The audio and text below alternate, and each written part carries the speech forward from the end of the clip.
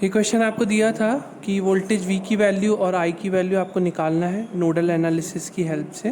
तो इस क्वेश्चन में हम ये नोड वोल्टेजेस ले रहे हैं। इस वोल्टेज को ले रहे हैं हम V, क्योंकि इस पॉइंट का इस रोम रेजिस्टेंस की वैल्यू क्या है, वोल्टेज V है ना। तो ये V जो है इस पॉइंट का वोल्टेज बोल सकते हैं हम ये, क्योंकि इधर कुछ और एलिमेंट नहीं है ना कहीं और। तो ये वाला जो वोल्टेज है वो इस पॉइंट पे वही वोल्टेज होगा V with respect to ground, है ना। तो ये वोल्टेज V हमने एज इट इज़ इसको यहाँ ले लिया। इस पॉइंट का वोल्टेज हमें नहीं मालूम, तो इस पॉइंट का वोल्टेज हमें विथ रिस्पेक्ट टू ग्राउंड नहीं पता है, तो हम इसको ले रहे हैं V1। इसको लिया V क्योंकि ये हमें पता है विथ रिस्पेक्ट टू ग्राउंड क्या है, V है, ठीक है। लेकिन ये अभी हमें ये भी अज्ञात है, इसको हमको निकालना है, ठीक है। तो इस केस में हम देख रहे हैं कि दो नोड्स के बीच एक वोल्टेज स्रोत जुड़ा हुआ है, केवल एक वोल्टेज स्रोत। तो ये जो हमारी नोड कहलाएगी पर्टिकुलर दो नोड वाली, ये नोड कहलाएगी हमारी सुपर नोड। तो हम यहाँ इस सुपर नोड पे KCL KVL दोनों लगाते हैं। तो सबसे पहले KCL में लगाएंगे हम सुपर नोड। तो उसके लिए हमें सब में ब्रांच करंट देना पड़ेगा। एक ब्रांच करंट हमको सर्किट में दिया गया था I वाला, बाकी ब्रांच करंट्स हमें नहीं पता थे, तो हमने इसमें ले लिया I1, इसमें ले लिया I2 और इसमें ले लिया I3, ठीक है। तो apply KCL at super node. इस सुपर नोड पे हम KCL लगाएंगे तो देखिए I1 आ रहा है, I2 जा रहा है, I भी जा रहा है और I3 भी जा रहा है। तो हम लिख सकते हैं I1 is equals to I2 plus I plus I3। I1 कहाँ से कहाँ है, 7 वोल्ट से V वोल्ट तक, तो 7 माइनस V/4। I2 कहाँ से कहाँ है, B से इस 0 तक, इसका पोटेंशियल क्या है 0, तो V से 0 की तरफ, तो V माइनस 0/3। अब I कहाँ से कहाँ जा रहा है, V1 से 0, तो V1 माइनस 0/2 और I3 कहाँ से, V1 माइनस 0/6, है ना। तो इस तरीके से V और V1 में एक इक्वेशन निकलेगी और हम इसमें सुपर नोड पे KVL भी लगाएंगे। तो सुपर नोड पे जो हम KVL लगाएंगे तो KVL में हमें दिख रहा है कि V जो है माइनस से जुड़ा हुआ है, V1 किससे जुड़ा हुआ है, प्लस से जुड़ा हुआ है।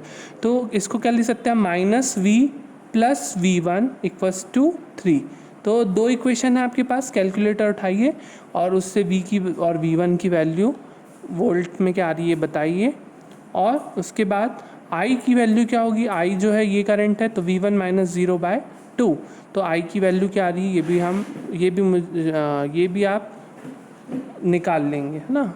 इस क्वेश्चन को मैंने प्रीवियस क्लास में दिया था, तो जिनको नहीं बना है वो ये अप्रोच लगा के कर सकते हैं।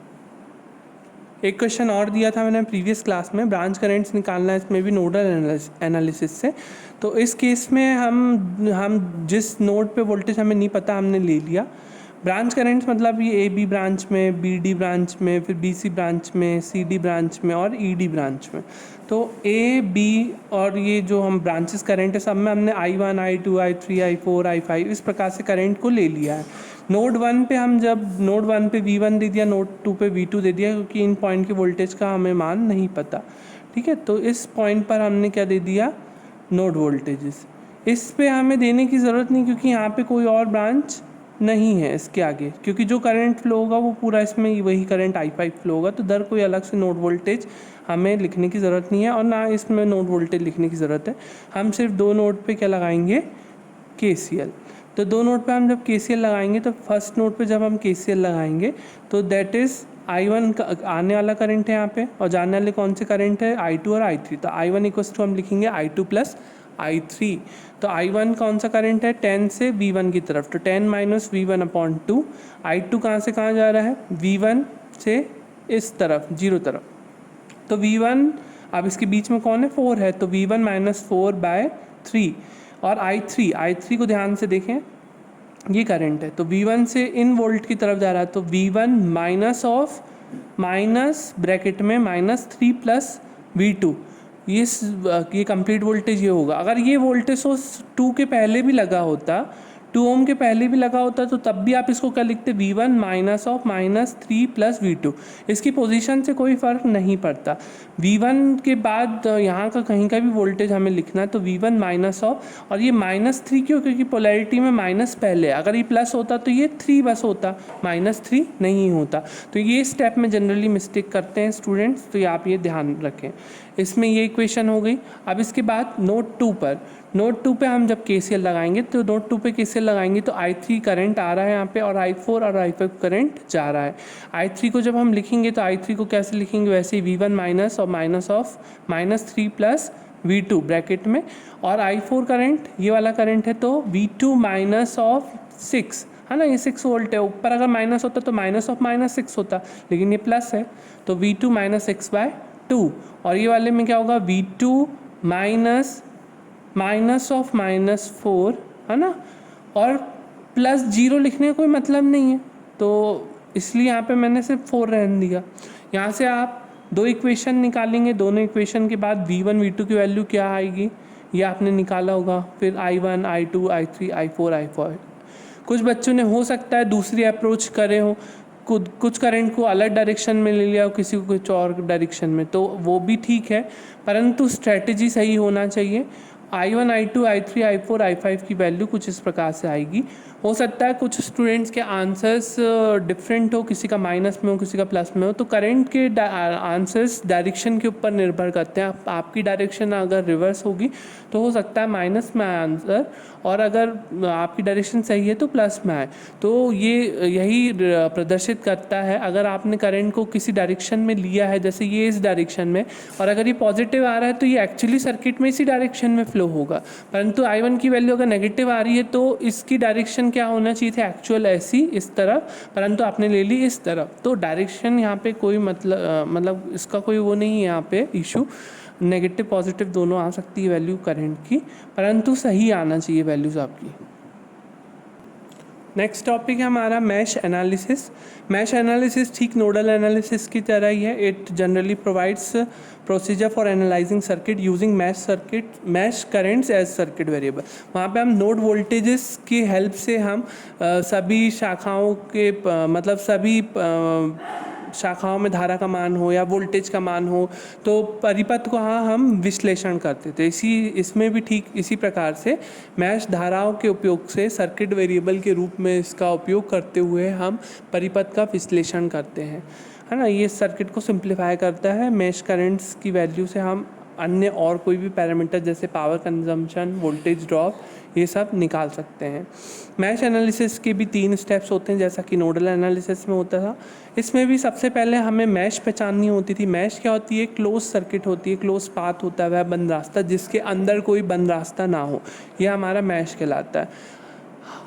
हम हर लूप को मैश नहीं कह सकते, हर मैश को लूप कह सकते हैं हम, है ना। मैश एक इंडिपेंडेंट लूप है। तो assign mesh currents I1 I2 I3 up to IN where whatever the number of meshes है, जितने भी नंबर ऑफ मैशेज होंगे सर्किट में, जैसे कि ये सर्किट है इसमें 2 मैश ही बन रही है, एक ये वाली और एक ये वाली। ये वाली क्यों नहीं बोलेंगे, ये वाली इसलिए नहीं बोलेंगे क्योंकि इसके अंदर एक बंद परिपथ आ जाएगा, तो ये वाला परिपथ नहीं होगा, ठीक है, लूप हो जाएगी, ये वाला जो होगा लूप होगा। लेकिन हमें मैश एनालिसिस करना है तो हमें सिर्फ मैश देखनी है, तो मैश में क्या होगा, सिर्फ ये वाली मैश और ये वाली मैश, ठीक है। तो 2 ही मैश होंगी जिसमें कि हमें मैश एनालिसिस करना पड़ेगा। तो उसमें सबसे पहले मैश आपने पहचान लिए, तो मैश करेंट्स आप I1 I2 I3, जैसे 2 मैश है तो 2 करंट ले लिया हमने। अब आपको हर प्रत्येक मैसेज में KVL लगाना है। ये मैं हिंदी में नहीं लिखा हूँ, ये आप लिख लेना। प्रत्येक मैसेज में हमें KVL को लगाते हुए KVL इक्वेशन लिखना है। तो जितनी भी इक्वेशन आएगी उसको सॉल्व करके आपको मैश धाराओं का मान को ज्ञात करना है। ये आपका 3rd स्टेप होगा। तो हमने सबसे पहले 1st स्टेप कर लिया, अब उसके बाद 2nd स्टेप हम करेंगे। जैसे ये आपको एक सर्किट दिया हुआ है इस प्रकार से, यहाँ पे अभी रेजिस्टेंस और वोल्टेज सोर्सेज की वैल्यू नहीं दी है, परंतु यहाँ पे दी हो सकती है। तो सबसे पहले हम KVL मैश 1 में KVL इक्वेशन लिखेंगे, तो उसको ध्यान से देखिएगा। जब कभी भी आपको मैश इक्वेशन लिखना है तो सबसे पहले तो एक करंट फ्लो कराएं। करंट इस प्रकार से है ना, तो हमने या तो आप ऐसे भी बना सकते हो, इस तरफ भी एक, या तो घड़ी के अनुसार एक है तो घड़ी की विपरीत, कोई भी डायरेक्शन आप ले सकते हैं, इससे कोई फ़र्क नहीं पड़ता, अगर जब तक कि आपको क्वेश्चन में नहीं दिया हो। अगर क्वेश्चन में दिया हो कि इस डायरेक्शन में, तो आपको इसी डायरेक्शन में लेना पड़ेगा, पर अगर नहीं दिया तो आप किसी भी डायरेक्शन में ले सकते हैं, इस प्रकार से भी और इस प्रकार से भी। तो चूँकि हमने करंट को इस प्रकार से लिया है, तो आप देख रहे होंगे ये करंट हमेशा V1 की कौन से टर्मिनल को टच कर रहा है, माइनस। तो सबसे पहले हम -V1 लिख दिए, हमने यहाँ से शुरुआत की, हमको वापस यहीं पर आना पड़ेगा, ठीक है। तो और रास्ते में जो भी आपको दिखे उसका वोल्टेज लिख देना है सिर्फ, ठीक है। तो ये हो गया -V1। आगे बढ़ो तो कौन है, R1। तो R1 है, R1 को हम डायरेक्ट R1 नहीं लिख सकते, वोल्टेज के रूप में वो R क्या होगा, वो I × R। तो इस R1 के थ्रू कौन सी धारा प्रवाहित हो रही है, देखिए ध्यान से, I1। और कोई धारा आ रही है कि कहीं और से नहीं आ रही, सिर्फ I1 आ रही है, तो हम क्या लिखेंगे, I1 R1 प्लस, आगे बढ़ो R3 आया आगे रास्ते में, तो R3 में कौन सी धारा आई, I1, है ना, ये ले लिया हमने I1, ठीक है। अभी घूम हम किसके प्रकार से रहे, I1 के प्रकार से रहे, है ना, I1 जैसा घूम रहा है वैसा हम घूम रहे हैं यहाँ पे। तो I1 के हिसाब से हमें देखना होगा, तो I1 ऊपर से आ रहा है, और ये देखें I2 भी आ रहा है R3 के पास, लेकिन वो कहाँ से आ रहा है, नीचे से आ रहा है। तो ये ऊपर से नीचे आ रहा है और ये नीचे से ऊपर आ रहा है, दो करंट आ रहे हैं यहाँ पे। तो इस केस में जो हम जिसके हिसाब से घूम रहे हैं, हम उसकी दिशा के हिसाब से देखेंगे। तो उसकी दिशा के हिसाब से जो I2 है वो विपरीत दिशा से आ रहा है, तो वो विपरीत दिशा से आ रहा है, तो उसको हमको क्या लेना पड़ेगा, नेगेटिव, है ना। और अगर I2 को हम ऐसा लिए होते, ऊपर से नीचे की तरफ ही, मतलब ऐसा ही लिए होते, करंट ऐसा ना लेके ऐसा ही लिए होते, तो वो भी ऊपर से नीचे क्या आता, तो I1 + I2 हो जाता। परंतु ये नीचे से आ रहा है और हम घूम I1 के हिसाब से रहे हैं, तो ये क्या हो जाएगा, I1 R3 तो ठीक है होगा, माइनस ऑफ हमको लिखना पड़ेगा I2, क्योंकि विपरीत दिशा से है, तो -I2 R3 = 0। यहाँ से हम इक्वेशन को रीअरेंज कर सकते हैं। V1 को हमने यहाँ पहुँचा दिया, तो V1 = I1 ब्रैकेट में R1 + R3 - R2 R3, ये हमारी होगी पहली इक्वेशन। दूसरी इक्वेशन देखें, दूसरी इक्वेशन मतलब दूसरा लूप, है ना। दूसरी इक्वेशन मतलब दूसरा लूप, ये वाला, इसमें हम किसके हिसाब से घूमेंगे, कौन सी धारा है इसमें, I2। तो हम I2 के हिसाब से देखेंगे, I2 के हिसाब से देखेंगे, तो I2 देखो इस प्रकार से है। अब KVL लगाएंगे हम मैश 2 में, इस मैश में हम KVL लगाते हैं, तो किसी से भी आप स्टार्ट कर सकते हो। मैंने स्टार्ट किया जैसे कि V2 से, है ना, तो ये I2 हमेशा V2 के कौन से टर्मिनल पे आ रहा है बताओ, प्लस पे, है ना। तो फिर मैश 2 में हमने यहाँ से चालू किया, तो हमें वापस भी इसी तरफ आना है। तो मैश 2 में हमने I2 के हिसाब से चल रहे हैं, प्लस पे आ रहा है I2, तो ये हो गया क्या, प्लस V2, है ना। V2 के बाद आगे बढ़ो, ये जा रहा है R3 के पास। अब हम घूम किसके हिसाब से रहे हैं, I2 के हिसाब से।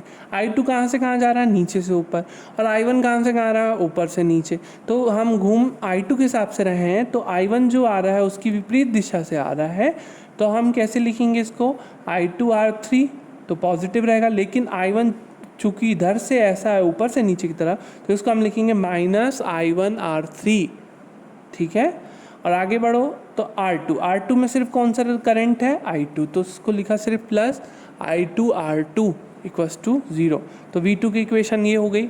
तो ये दो इक्वेशन हमारे पास आ जाएगी, दोनों इक्वेशन को आप सॉल्व करेंगे तो दोनों इक्वेशन से आपके जो भी अननोन पैरामीटर्स है वो निकल जाएंगे, या मैश करंट्स की वैल्यू निकल जाएगी।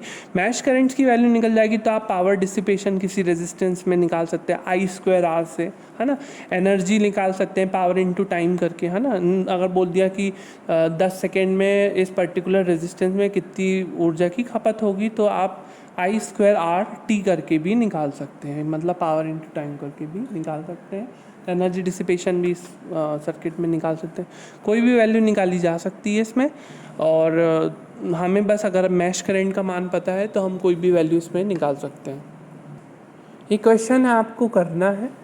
इस पर्टिकुलर क्वेश्चन में ब्रांच धाराओं का मान को ज्ञात करना है मैश विश्लेषण की सहायता से, नोडल से नहीं कर देना, मैश विश्लेषण की सहायता से आपको इस पर्टिकुलर क्वेश्चन को करना है।